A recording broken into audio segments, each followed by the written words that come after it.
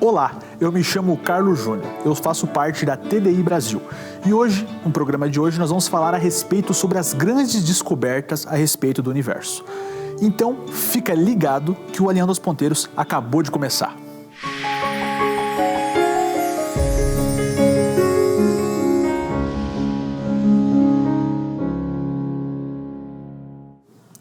E com os avanços da ciência, cada vez mais a gente consegue descobrir e se aproximar da verdade. E agora, com as novas atualizações, a NASA lançou um telescópio espacial novo que veio substituir o antigo. Telescópio esse chamado Hubble.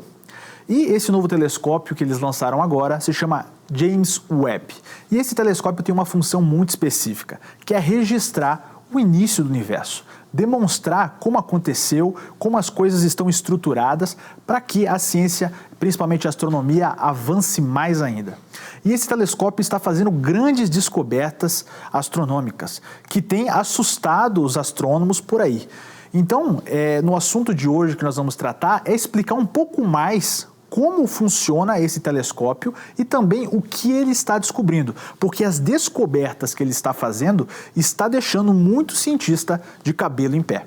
Então você não pode deixar de acompanhar o nosso querido Dr. Adalto Lourenço, que estará aqui fazendo uma apresentação sobre esse assunto. O Adalto Lourenço, que é um grande físico, ele que é formado, aí tem mestrado em física, hoje comanda um laboratório, né, faz parte lá nos Estados Unidos e está fazendo um grande trabalho nesse assunto. E ele pesquisou mais sobre o James Webb e vai trazer um recado muito bacana para nós, explicando todas essas descobertas que esse telescópio está fazendo, todas as coisas que ele está registrando aí no universo, porque a capacidade dele de registrar é extremamente superior ao Hubble. Então, cada vez que a ciência vai chegando mais longe, a gente vai chegando mais perto de compreender como tudo iniciou. E é isso que o Adalto vai explicar hoje aqui para nós, como as coisas estão indicando. Por isso que ele vai falar, telescópio espacial James Webb, o início do fim, que é um tema um tanto quanto maravilhoso. Por que o início do fim? É isso que nós vamos descobrir hoje com o professor Adalto.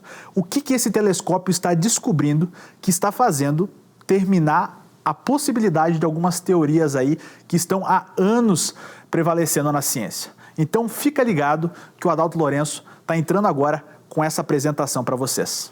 Fica ligado. Pois bem, aí já falamos um pouquinho a respeito dos dois telescópios, três na verdade.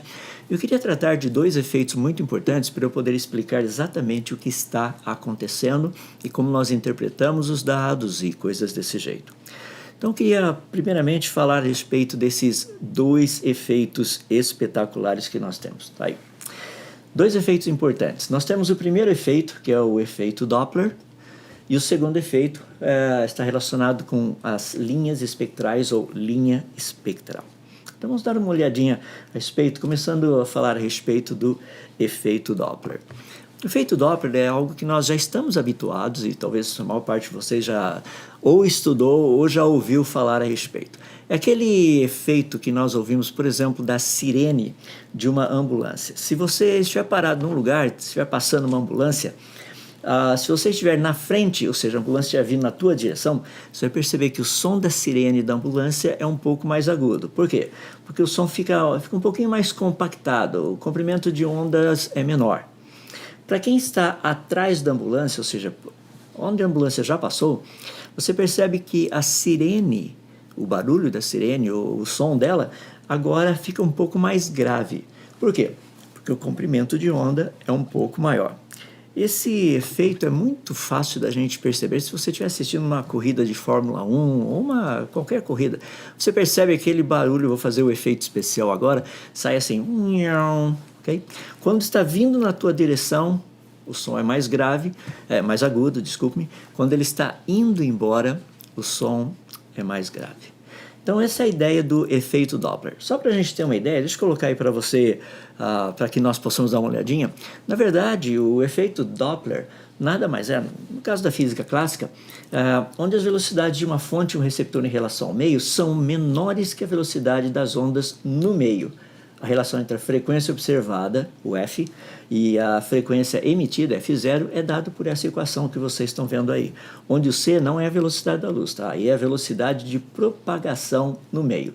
O VR é a velocidade do receptor, o VS, velocidade na fonte. E se a gente quiser colocar de uma forma assim mais específica esse efeito Doppler, supondo que a fonte esteja se aproximando ou se afastando, aí você tem praticamente esse lambda que nos dá literalmente esse fator de afastamento ou de aproximação, tá?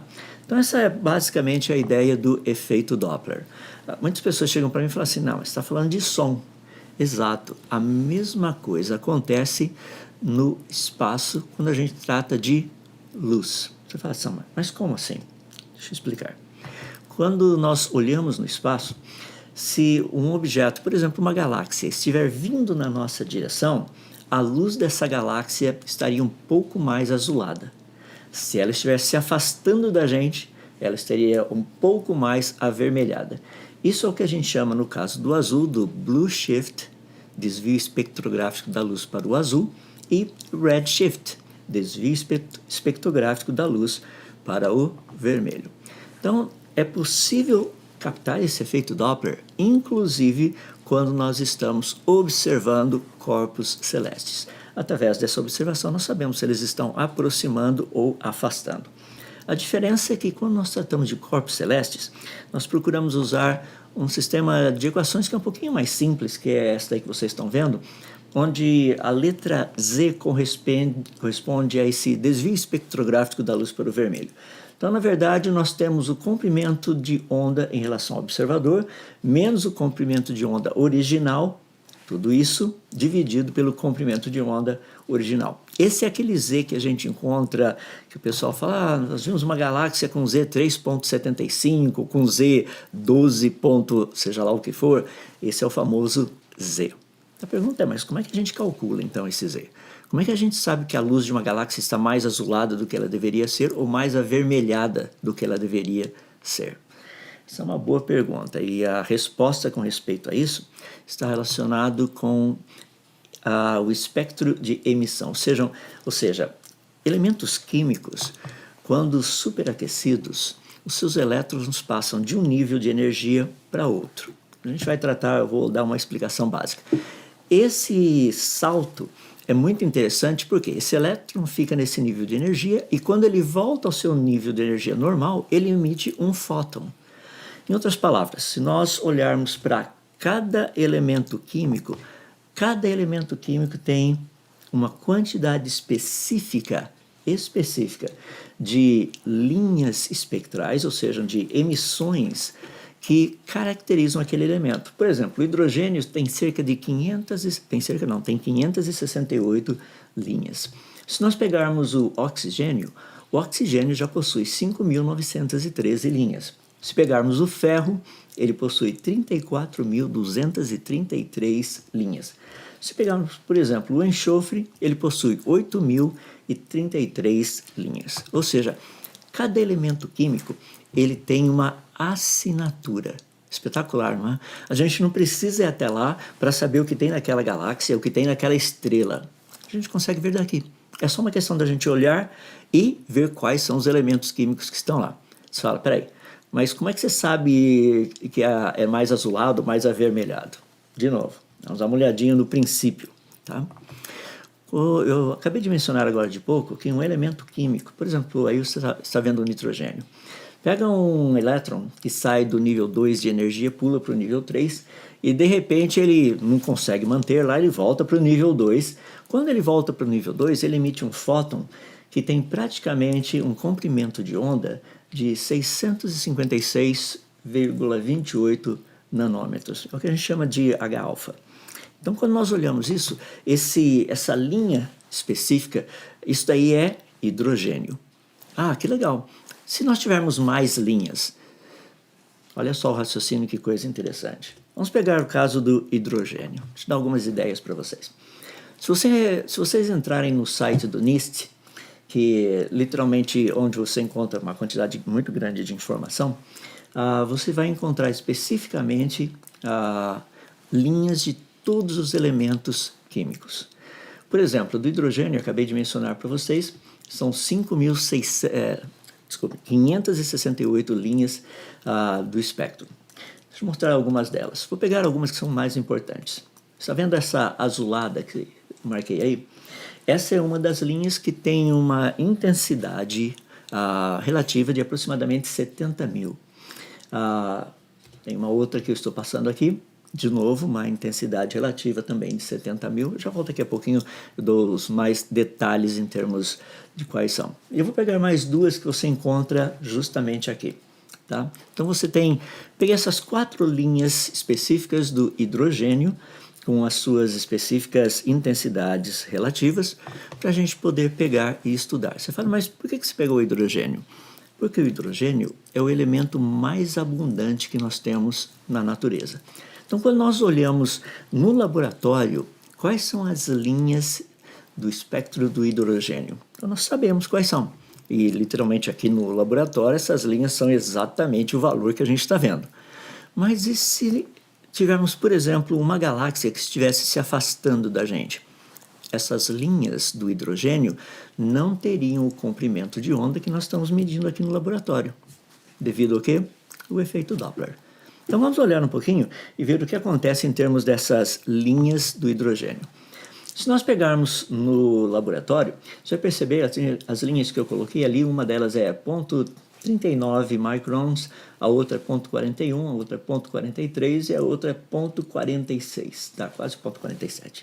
Então você tem essas linhas todas aí, literalmente, desculpa, 0,47 não, 0,49. Você tem essas linhas todas do hidrogênio. Então vamos fazer o seguinte, quando nós recebemos uma imagem específica do James Webb, é feito um trabalho para ver quais são esses comprimentos de onda. O que seria isso? Então, um desenho não, para você ter uma ideia, uma das imagens que nós temos, eu estou pegando uma das primeiras, foi bem interessante. Dá uma olhadinha nisso aqui. Você está vendo ali as várias linhas. A pergunta é, o que é hidrogênio e o que não é hidrogênio? O que é isso? Pode ser ruído, pode ser interferência, pode ser um monte de coisa. No entanto, olha que coisa espetacular. Eu vou sobrepor as linhas do hidrogênio em cima desse gráfico, embora, preste atenção, embora os comprimentos de ondas são diferentes. Está vendo ali embaixo? 3,4, 3,6 microns, 3,8 microns, 4,0, 4,2, 4,4, 4,6, 4,8. Você fala aí, mas é diferente. Olha que interessante. Vou sobrepor as linhas. Percebe que fascinante? Elas estão bem dentro de alguns picos que nós estamos vendo aí. Rapaz, você fala assim, mas espera aí, o que você quer dizer com isso? O que eu quero dizer é que nós estamos vendo hidrogênio numa galáxia distante. A única diferença é que as linhas do hidrogênio estão mais em direção ao infravermelho. Passaram do vermelho, ou seja, nós estamos vendo essas linhas literalmente daquilo que a gente chama de redshift, desvio espectrográfico da luz para o vermelho. Vamos dar uma olhadinha mais específica, só para a gente ver os detalhes. Aqui você está vendo novamente as linhas, vamos colocar os dois aí. Então você vê na parte de baixo o James Webb Space Telescope, na parte de baixo o NIST, que é o National Institute of Standards and Technology, em cima JWST, James Webb Space Telescope. Vamos colocar esses valores ali. Dá uma olhadinha. Aqui você tem, literalmente embaixo, você vai vendo os valores dos comprimentos de onda que são medidos no laboratório. Onde está ali o NIST? Lá em cima, no JWST, é onde nós temos os comprimentos de ondas que foram medidas pelo James Webb Space Telescope. Tem várias maneiras da gente saber como esse negócio funciona. Eu não vou entrar nos muitos detalhes, porque são muitas delas, mas eu quero dar uma que é bem tranquilo, assim, quando a coisa é relativamente mais clara. Deixa eu colocar desse jeito. Deixa eu mostrar para você o que eu estou falando. Dá uma olhadinha assim, se eu pegar os comprimentos de ondas. Olha só, entre os dois primeiros no laboratório, a proporção é de praticamente 5,18% entre a primeira linha e a segunda linha. Se você pegar no JWST, no James Webb, a proporção é 20. Se a gente pegar da segunda para a terceira linha, a proporção é de 5,50. No James Webb, 5,52. Se a gente pegar da terceira para a quarta linha, no NIST, está 10,71%. Se a gente pegar no James Webb, 10,70%. Percebe? Nós temos confiança que essas linhas que foram vistas ali, elas são do hidrogênio. Você fala, não, mas no hidrogênio, lá no laboratório era diferente. Correto. É por isso que nós chamamos isso de desvio espectrográfico da luz para o vermelho, o efeito Doppler que ocorre nas galáxias. Então agora a gente tem condição, inclusive, de trabalhar um pouquinho mais a respeito disso, porque se você olhar, nós vamos poder fazer algo que é bem interessante.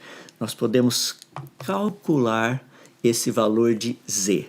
Lembra que eu mencionei agora de pouco a equação Z igual L menos L0 dividido pelo L0, aquele negócio todo? A gente vai dar uma olhadinha agora, vamos fazer esses cálculos para a gente ver com essas diferenças de comprimentos de ondas qual seria o desvio espectrográfico da luz desse objeto que foi observado pelo James Webb Space Telescope. Então vamos ver ali.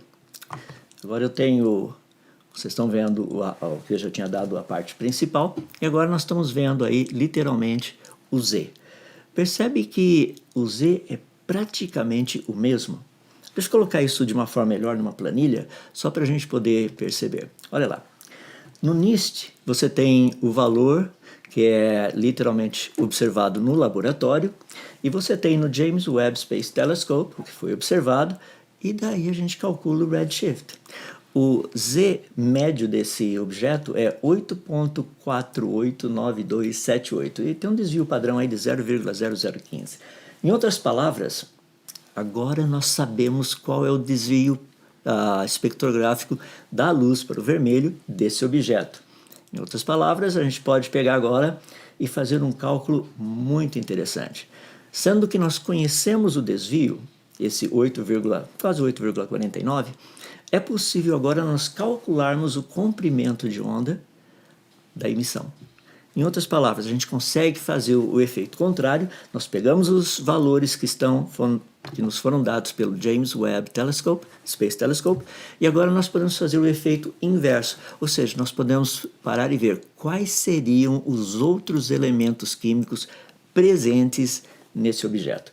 Foi justamente isso que esse pessoal todo fez, inclusive na publicação saiu mostrando hidrogênio, oxigênio, neônio, desculpe-me, ou seja, uma quantidade grande deles aí, tá? Em outras palavras, foi feita uma avaliação dessas, sendo que já era conhecido o desvio espectrográfico, no caso o Z, de quase 8,49, agora foi possível calcular quais seriam os outros elementos químicos presentes logo ali. O fascinante para mim é que eles apresentaram hidrogênio, oxigênio, neônio. Esses foram os principais. No entanto, se nós olharmos, existe uma quantidade muito grande de outros elementos químicos presentes ali. Se você olhar, eu coloquei embaixo algumas dos comprimentos de ondas, você percebe que tem vários picos ali assim, e a gente tem condição de dar uma olhada muito específica a respeito disso. Veja só, eu vou pegar os comprimentos de ondas que nós encontramos só para colocar aqui para você ter uma noção. Veja só, neônio, nós temos dois comprimentos de ondas específicos que mostram que existe neônio naquele corpo celeste. Oxigênio, nós temos 3 específicos. O hidrogênio eu já falei, tem 4 deles. No argônio, nós temos 2 específicos. Você fala, não, mas eu não vi isso lá. É verdade, você não viu, mas tem. Nós temos também no cromo, existem 5 linhas específicas que mostram que aquele objeto possui cromo. Não somente isso. Existem 8 linhas específicas do vanádio e 10 linhas específicas do ferro. Rapaz, ferro no início do universo, vanádio no início do universo. Já imaginou que coisa espetacular? Isso é o que o James Webb está nos mostrando. Só que muitas pessoas, quando olham isso daí, eles só veem aqueles elementos químicos que foram apresentados, eles não veem os demais. Seria tão bom se pudessem mostrar os outros elementos químicos também. Só para a gente ter uma noção, deixa eu pegar em termos de intensidade. Dá uma olhadinha. Se nós olharmos a intensidade, o neônio nos dá uma intensidade relativa, pelo que a gente viu ali no gráfico apresentado por eles, de 0,51 a 0,58. Isso aparece na publicação científica. No entanto, o ferro, que tem essas 10 linhas no espectro e não aparece na publicação científica, tem literalmente uma intensidade igual a do neônio. Vai praticamente de 0,13 até os picos maiores com 0,58. Rapaz, isso é um negócio assim muito legal, sabe por quê? Porque mostra que o ferro não tem uma intensidade tão menor assim do que o neônio que está presente lá. Ou seja, é uma quantidade razoável de ferro nesse corpo celeste que a gente vai ver qual a distância dele daqui a pouquinho. Então nós podemos agora dar uma olhada, vamos comparar isso daí, esse dado aqui, com o do Sol. Vamos voltar aqui, ó.